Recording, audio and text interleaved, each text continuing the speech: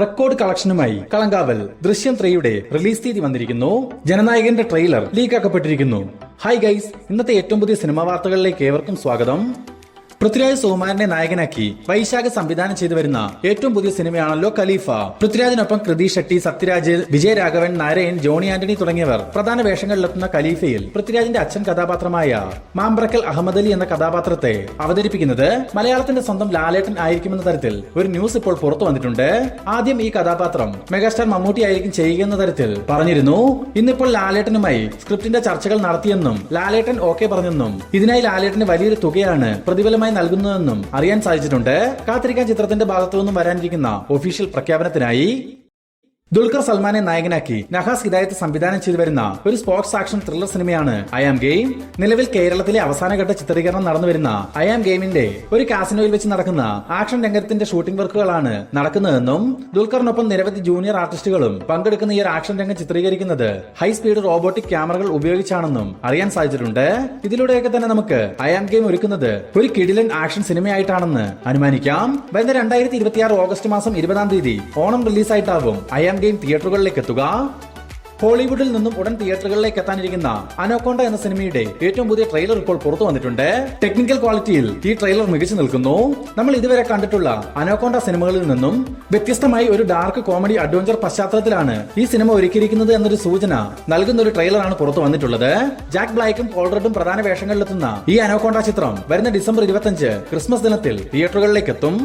Super star രജനീകാന്തിനെ നായകനാക്കി Nelson Dileep Kumar സംവിധാനം ചെയ്തു വരുന്ന ജയിലർ 2 എന്ന ചിത്രത്തിൽ രണ്ട് വ്യത്യസ്ത ലുക്കുകളിലാവും ലാലേട്ടൻ വരികയെന്നും അതിലൊന്നിൽ ഫ്ലാഷ് ബാക്ക് പോർഷനിലെ ലാലേട്ടനെ നമുക്ക് കാണാനാവുമെന്നും കഴിഞ്ഞൊരു വീഡിയോയിൽ നമ്മൾ സൂചിപ്പിച്ചിരുന്നു. ഇന്നിപ്പോൾ ആ ഒരു ഫ്ലാഷ് ബാക്ക് പോർഷനിലെ ലാലേട്ടന്റെ ലുക്കിൽ ഡി ഏജിംഗ് ചെയ്യുന്നുണ്ടെന്നൊരു ന്യൂസ് പുറത്തു വന്നിട്ടുണ്ട്. മാത്രമല്ല ഈ ഒരു ഡി ഏജിംഗ് ലുക്കിന് വേണ്ടി മാത്രം 6 ദിവസത്തെ ഷൂട്ടാണ് ജയിലർ 2-വിൽ ലാലേട്ടനുള്ളത്. കാത്തിരിക്കാൻ ജയിലർ 2-വിന്റെ കൂടുതൽ അപ്ഡേറ്റുകൾക്കായി. ബോളിവുഡിൽ നിന്നും ഇന്ന് തിയേറ്ററുകളിലേക്ക് എത്തിയ ഏറ്റവും പുതിയ സിനിമയാണ് ദുരന്തർ. ചിത്രം തിയേറ്ററുകളിലേക്ക് എത്തി പ്രേക്ഷകരിൽ നിന്നും മിക്സഡ് അഭിപ്രായങ്ങളാണ് സ്വന്തമാക്കിയിരിക്കുന്നത്. ഇതിനിടയിൽ ദുരന്തറിന്റെ OTT അപ്ഡേറ്റ് മൂവി ടീം തന്നെ ഇപ്പോൾ പുറത്തുവിട്ടിട്ടുണ്ട്. നെറ്റ്ഫ്ലിക്സ് ആണ് ദുരന്തറിന്റെ OTT അവകാശങ്ങൾ 75 കോടി രൂപ നൽകി സ്വന്തമാക്കിയിരിക്കുന്നത്. വരുന്ന ജനുവരി 30-ാം തീയതി നെറ്റ്ഫ്ലിക്സിലൂടെ ദുരന്തർ OTT സ്ട്രീമിംഗ് ആരംഭിക്കും. നന്ദമൂരി ബാലകൃഷ്ണ നായകനായി ഇന്ന് തെലുങ്കിൽ നിന്നും റിലീസിന് എത്തേണ്ടിയിരുന്ന ഒരു പാൻ ഇന്ത്യൻ ബ്രഹ്മാണ്ഡ സിനിമയായിരുന്നു അഖണ്ഡ 2. എന്നാൽ ചില കാരണങ്ങളാൽ അഖണ്ഡ 2-ന്റെ റിലീസ് പോസ്റ്റ്പോൺ ചെയ്തിരുന്നു. വ്യക്തമായി പറഞ്ഞാൽ സിനിമയ്ക്ക് റിലീസ് ചെയ്യാൻ സാധിച്ചില്ല എന്ന് തന്നെ പറയണം. പെട്ടെന്നൊരു സിനിമയുടെ റിലീസ് മാറ്റാൻ കാരണം എന്തെന്ന് പലരും അന്വേഷിച്ചെങ്കിലും പുറത്തു വന്ന വിവരങ്ങൾ സാമ്പത്തിക പ്രശ്നങ്ങൾ മൂലം ചിത്രത്തിന്റെ റിലീസ് മാറ്റിയെന്നാണ്. എന്നാൽ ഇപ്പോൾ സിനിമയുടെ റിലീസ് മാറ്റാനുള്ള വ്യക്തമായ കാരണം എന്തെന്നറിഞ്ഞാൽ എല്ലാവരും ഒന്ന് ഞെട്ടും. അതായത് ഇന്ന് റിലീസിനെത്തിയാൽ സിനിമ വിജയിക്കില്ല. ഇന്ന് ദുശകനം പിടിച്ച ദിവസമാണ്. അതിനാൽ തന്നെ റിലീസ് മാറ്റണമെന്ന് ബാലയ്യ പറഞ്ഞതിനാലാണത്രേ അഖണ്ഡ 2-ന്റെ റിലീസ് പോസ്റ്റ്പോൺ ചെയ്തതെന്നാണ് തെലുങ്ക് മാധ്യമങ്ങൾ പുറത്തുവിടുന്ന വാർത്തകളിൽ സൂചിപ്പിക്കുന്നത്. ദളപതി വിജയെ നായകനാക്കി എച്ച് വിനോദ് സംവിധാനം ചെയ്ത് വരുന്ന ജനുവരി 9-ാം തീയതി റിലീസിനെത്താനിരിക്കുന്ന ജനനായകൻ എന്ന ചിത്രത്തിന്റെ ജർമ്മനിയിലെ വിതരണാവകാശം ഗീതം സിനി വേൾഡ് സ്വന്തമാക്കിയിട്ടുണ്ടെന്ന് മൂവി ടീം തന്നെ ഒഫീഷ്യലായി അറിയിച്ചിട്ടുണ്ട്. ഇതിനിടയിൽ നിലവിൽ സെൻസറിംഗ് വർക്കിന് തയ്യാറായി വരുന്ന ജനനായകന്റെ ഒഫീഷ്യൽ ട്രെയിലർ ഇന്ന് രാവിലെ എക്സ് പേജുകൾ വഴി ലീക്ക് ആകപ്പെടുകയുണ്ടായി. തുടർന്ന് ട്രെയിലർ കട്ടുകളെല്ലാം തന്നെ ഡിലീറ്റ് ചെയ്തിട്ടുണ്ടെങ്കിലും എങ്ങനെ ഈ ഒരു ട്രെയിലർ ലീക്കായെന്നുള്ള അന്വേഷണത്തിലാണ് മൂവി ടീം. പിന്നെ നിങ്ങൾക്ക് ഈ ലീക്കാക്കപ്പെട്ട ട്രെയിലർ കട്ടുകൾ കാണണമെന്നുണ്ടെങ്കിൽ കമന്റ് ബോക്സിൽ പിൻ ചെയ്തിട്ടുള്ള നമ്മുടെ വാട്സ്ആപ്പ് ഗ്രൂപ്പിൽ ഒന്ന് ജോയിൻ ചെയ്യുക. നിവിൻ പോളിയെ നായകനാക്കി PR അരുൺ സംവിധാനം ചെയ്ത ഏറ്റവും പുതിയ ഹോട്ട്സ്റ്റാർ ഒറിജിനൽ വെബ് സീരീസ് ആണ് ഫാർമ. ഇന്നിപ്പോൾ ഫാർമയുടെ ട്രെയിലർ പുറത്തു വന്നിട്ടുണ്ട്. മേക്കിംഗ് ക്വാളിറ്റി അത്ര പോരാ എന്നാണ് നമുക്ക് തോന്നിയത്. എങ്കിലും പബ്ലിക് റിലവന്റ് ആയുള്ള ഒരു സബ്ജക്ട്, പ്രത്യേകിച്ചും മെഡിക്കൽ ക്രൈം ഉൾപ്പെടെയുള്ള കാര്യങ്ങളൊക്കെ തുറന്നു പറയുന്ന ഒരു സീരീസ് ആയി ഫാർമ മാറുമെന്നൊരു സൂചന ഈ ഒരു ട്രെയിലർ സമ്മാനിക്കുന്നുമുണ്ട്.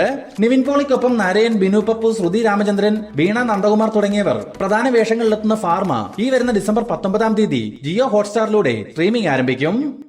ധനുഷ്, കൃതിസനൻ തുടങ്ങിയവർ കേന്ദ്ര കഥാപാത്രങ്ങളായിട്ടെത്തിയ തേരെ ഇഷ്കമേം എന്ന ചിത്രം റിലീസിനെത്തിയ ആദ്യ 8 ദിവസങ്ങൾ കൊണ്ട് ലോകമെമ്പാട് നിന്നും 118 കോടി 76 ലക്ഷം രൂപ വേൾഡ് വൈഡ് കളക്ഷനായി സ്വന്തമാക്കിയെന്ന് ഒരു പോസ്റ്റർ മുഖേന മൂവി ടീം തന്നെ ഇപ്പോൾ കൺഫേം ചെയ്തിട്ടുണ്ട്.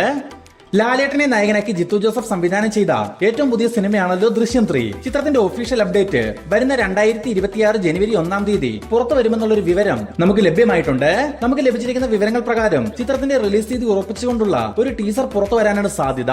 അത് മാത്രവുമല്ല, വരുന്ന ഏപ്രിൽ മാസം 2-ാം തീയതി ഈസ്റ്റർ ദിന സ്പെഷ്യലായി ദൃശ്യം 3 തിയേറ്ററുകളിലേക്ക് എത്തിക്കാൻ മൂവി ടീം പ്ലാൻ ചെയ്യുന്നതായും അറിയാൻ സാധിച്ചിട്ടുണ്ട്. നിലവിൽ പോസ്റ്റ് പ്രൊഡക്ഷൻ വർക്കുകൾ ആരംഭിക്കാനിരിക്കുന്ന ദൃശ്യം 3-യുടെ കൂടുതൽ അപ്ഡേറ്റുകൾക്കായി നമുക്ക് കാത്തിരിക്കാം. സന്ദീപ് പ്രദീപ് നായകനായിട്ടെത്തിയ എക്കോ എന്ന ചിത്രത്തിന്റെ ആദ്യ 15 ദിവസത്തെ Kerala world wide collection report ഇപ്പോൾ പുറത്തു വന്നിട്ടുണ്ട്. 15 ദിവസങ്ങൾ കൊണ്ട് കേരളത്തിൽ നിന്നും മാത്രം 20 കോടി രൂപയും വേൾഡ് വൈഡ് ഗ്രോസായി 31 കോടി രൂപയുമാണ് എക്കോ ഇതുവരെ നേടിയെടുത്തിട്ടുള്ളത്. ഈ ചിത്രം തിയേറ്ററുകളിൽ ബ്ലോക്ക് ബസ്റ്റർ വിജയമായി മാറിക്കഴിഞ്ഞു. എക്കോ എന്ന സിനിമയ്ക്ക് ശേഷം സന്ദീപ് പ്രദീപ് നായകനായി വരാനിരിക്കുന്ന ഏറ്റവും പുതിയ സിനിമയുടെ അപ്ഡേറ്റും ഇപ്പോൾ പുറത്തു വന്നിട്ടുണ്ട്. വീക്കെൻഡ് ബ്ലോക്ക് ബസ്റ്റേഴ്സിന് വേണ്ടി സോഫിയ പോൾ നിർമ്മിക്കുന്ന വീക്കെൻഡ് ബ്ലോക്ക് ബസ്റ്റേഴ്സിന്റെ തന്നെ 10ാമത് സിനിമയായി ഈ ഒരു പ്രോജക്ട് സംവിധാനം ചെയ്യുന്നത് ജയസൂര്യയുടെ ജോൺ ലൂതർ എന്ന ചിത്രം സംവിധാനം ചെയ്ത പി അഭിജിത്താണ്. ചിത്രത്തിന്റെ ഒഫീഷ്യൽ പ്രഖ്യാപനവും ഫസ്റ്റ് ലുക്ക് പോസ്റ്ററും നാളെ വൈകിട്ട് 5 മണിക്ക് പുറത്തുവരും. പ്രഭാസിനെ നായകനാക്കി മാരുതി സംവിധാനം ചെയ്ത ദി രാജാസാബ് എന്ന ചിത്രത്തിന് നോൺ തിയേറ്ററിക്കൽ റൈറ്റ്സ് ആയി 190 കോടി രൂപയോളം സ്വന്തമായിട്ടുണ്ടെന്ന് മൂവി ടീം തന്നെ ഇപ്പോൾ ഒഫീഷ്യലായി കൺഫേം ചെയ്തിട്ടുണ്ട്. അതായത് OTT സാറ്റലൈറ്റ് ഓഡിയോ റൈറ്റ്സിലൂടെ മാത്രം 190 കോടി രൂപ ഈ സിനിമയ്ക്ക് ലഭിച്ചിരിക്കുന്നു. രാജാസാബിന്റെ OTT അവകാശങ്ങൾ ജിയോ ഹോട്ട്സ്റ്റാറും സാറ്റലൈറ്റ് അവകാശങ്ങൾ സ്റ്റാർ നെറ്റ്വർക്കും ഓഡിയോ റൈറ്റ്സ് ടി സീരീസുമാണ് സ്വന്തമാക്കിയിരിക്കുന്നത്. ഒരു pan Indian horror comedy fantasy സിനിമയായി തയ്യാറായിരിക്കുന്ന ദി രാജാസാബ് വരുന്ന ജനുവരി 9-ാം തീയതി തിയേറ്ററുകളിലേക്ക് എത്തും.